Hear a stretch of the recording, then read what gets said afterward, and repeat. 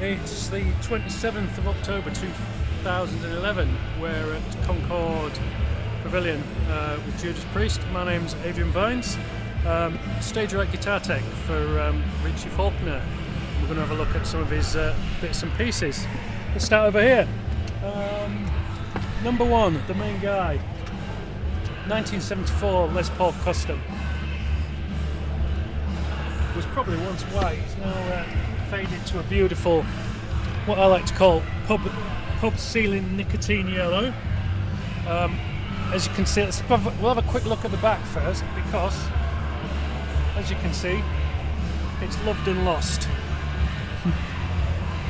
Especially up here. There you go, 3 brakes, reinforcing rods in there. He likes the beaten up look, so it's never been refinished. It's got wears all its battle scars with pride. Especially down here. There you go, as you can see all the mahogany there. That's what we've got left on the back of the neck. He used to wear a heavy thumb ring when he played, so that's from the thumb ring going up and down the back of the neck there. It's relicking the way it should be done in concert. So as I say, 74 Les Paul Custom. Got the EMG 81 in gold in the bridge position, the 85 in gold in the neck position, and as we've got gold, we've got some little gold bits and pieces. The switch around there is gold.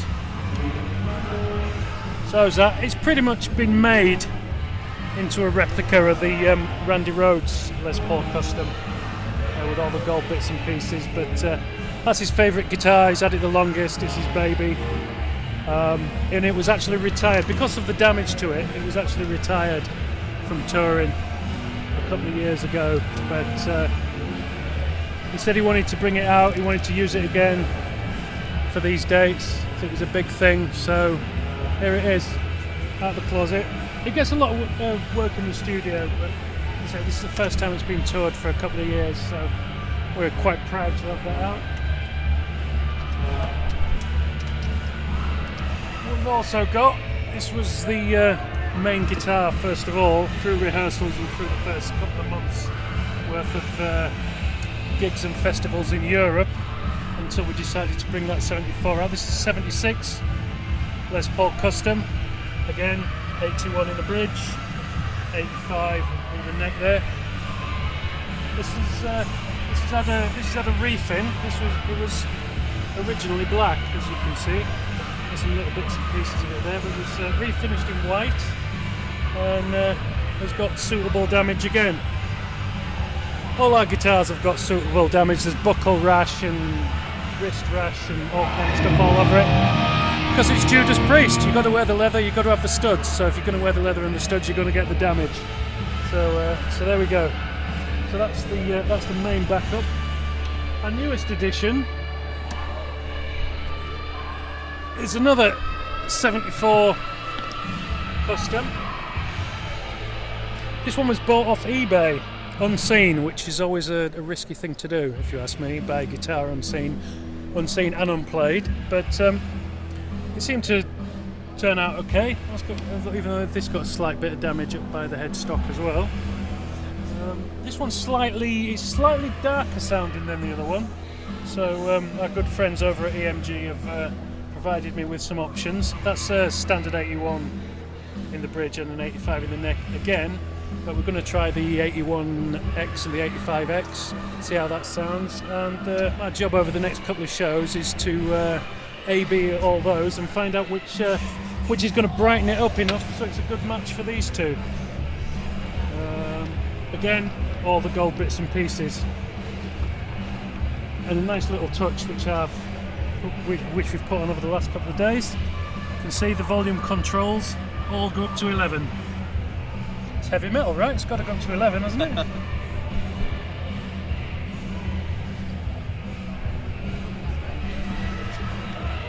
Next after that, we've got a early 90s Flying V. Whoops, Floyd Rose added. Again, our standard combo, 81-85. can we say about this one? It's good. It's a good player. Very, very reliable. Keeps its tuning well. And the back plate's gone missing, but that's okay. There's the signature Judas Priest buckle rush. You can't get away from it, unfortunately.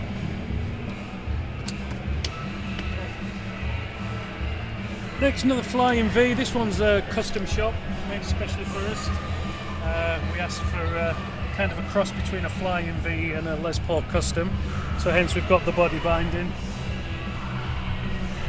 and around the headstock as well.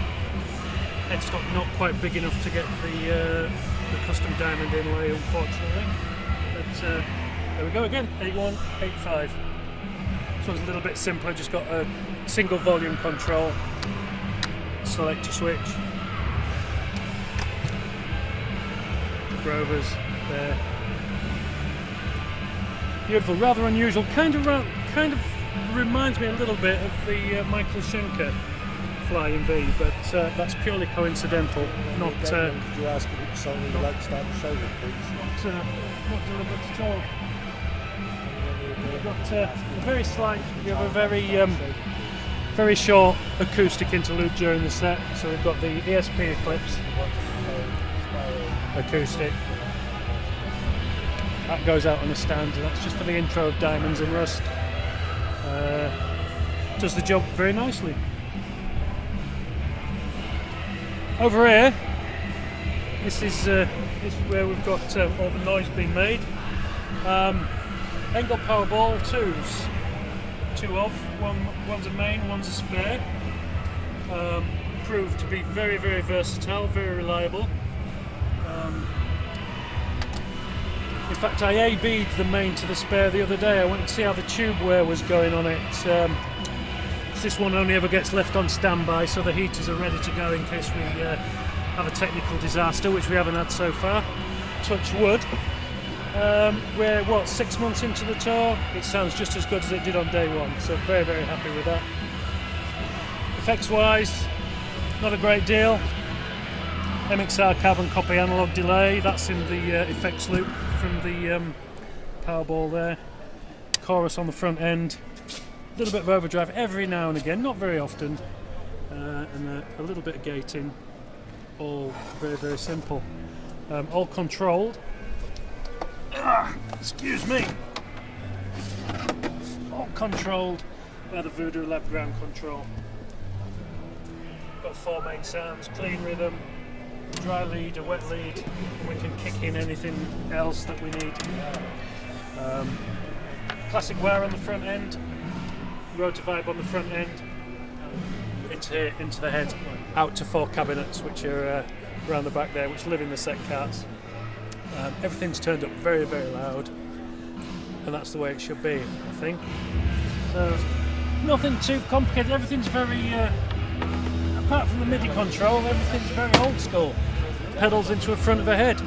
It's worked for years and years, and it still works now. There we go. That's pretty much what I've got going on over here. Awesome, thank you. It's going to be loud. It's going to be good, and I'm sure you'll enjoy it.